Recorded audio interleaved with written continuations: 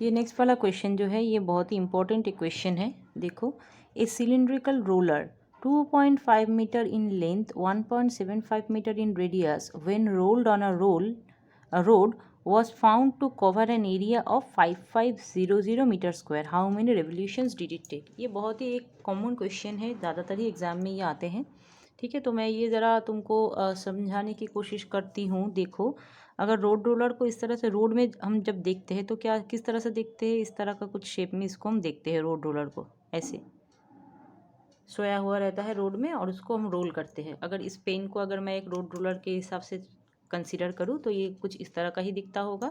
यहाँ से यहाँ तक कंसीडर कर लो, ये एक सिलिंड्रिकल शेप में जो रोड के ऊपर इस तरह से सोया हुआ है।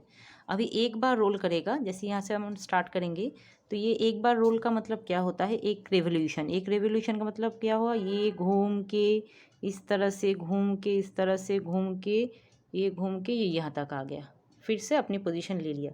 और जब ये टोटल एक बार घूम गया तब वो कहाँ से स्टार्ट किया था, यहाँ से स्टार्ट किया था हम लोगों ने। और देखो पोजीशन यही है। और ये टोटल एक रेवोल्यूशन लेने के बाद इस तरह से एक पूरा घूम के ये वाला जो पॉइंट है ये फिर से यहाँ तक जब आया तो हम क्या किया, यहाँ से यहाँ तक पहुँच गए। इसका मतलब कुछ एरिया हमने कवर कर लिया। कितना एरिया हमने कवर कर लिया, हम लोगों ने यहाँ से स्टार्ट किया था, यहाँ तक पहुँच गए।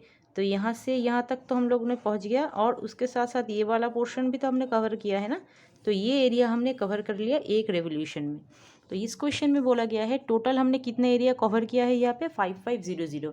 और इसके लिए पूछ रहा है कि हमने रोड रोलर ने कितने रेवोल्यूशंस लिए थे।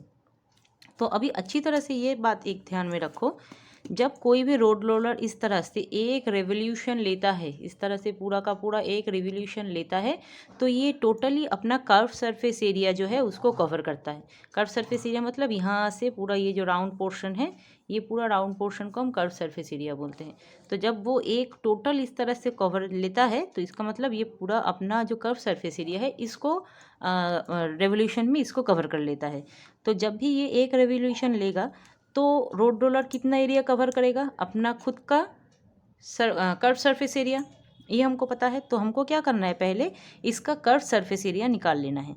तो पहले हमको यहाँ पे देखो रोड रोलर जो है उसका हाइट पता है, क्योंकि इस रोड रोलर का भी इसको लेंथ बोल रहे हैं हम, 2.5 मीटर लेंथ बोल रहे हैं। लेकिन इसको अगर तुम इस तरह से घुमा के खड़ा कर दोगे ना तो ये इस तरह का कुछ दिखेगा, है ना। तो जो इसका भी लेंथ है वही इसका हाइट हो जाएगा। और इसका रेडियस तो दिया ही हुआ है 1.75। तो जो लेंथ है 2.5 वो है यहाँ पे 5.2 डिवाइड मतलब पॉइंट को फ्रैक्शन में कन्वर्ट किया गया है और रेडियस जो है उसको भी कन्वर्ट किया गया है। ठीक है, इस तरह से भी रख सकते हो। कैलकुलेशन में थोड़ा सा कॉम्प्लिकेशन आ सकता है, इसलिए इन लोगों ने इसको कन्वर्ट कर लिया है इस तरह से फ्रैक्शन में।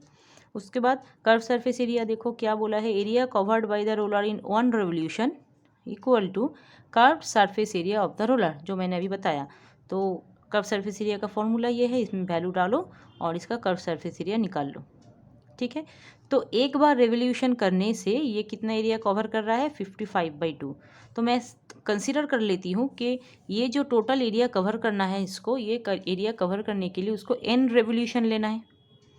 तो वो क्या कर रहा है, देखो n रेवोल्यूशन का मतलब n टाइम्स वो रेवोल्यूशन कर रहा है और ईच टाइम वो 55/2 एरिया कवर कर रहा है। अगर एक बार में वो 55/2 एरिया कवर कर रहा है तो n टाइम्स में वो कितना करेगा, 5500, क्योंकि मैंने तभी यही कंसीडर किया है ना कि मान लो उसको n रेवोल्यूशंस लगेगा। तो अगर एक रेवोल्यूशन में वो 55/2 एरिया कवर कर रहा है तो नंबर ऑफ रेवोल्यूशंस हमने n लिया है, तो n टाइम्स में वो कितना कर रहा है, इतना। तो इसी को अगर कैलकुलेट करोगे देखो तो यहाँ पे 2 चला जाएगा ऊपर, 55 आ जाएगा नीचे, और इसको कैलकुलेशन करने से इनका वैल्यू आ जाएगा 200। तो number of revolutions made by the road roller will be 200। ये बहुत ही इंपॉर्टेंट एक क्वेश्चन है, इसको अच्छी तरह से मैंने समझाने की कोशिश की है एग्जाम्पल्स देके। तो आप इसको अच्छी तरह से प्रैक्टिस करो, इस तरह का क्वेश्चन बहुत बार एग्जाम में आ जाता है।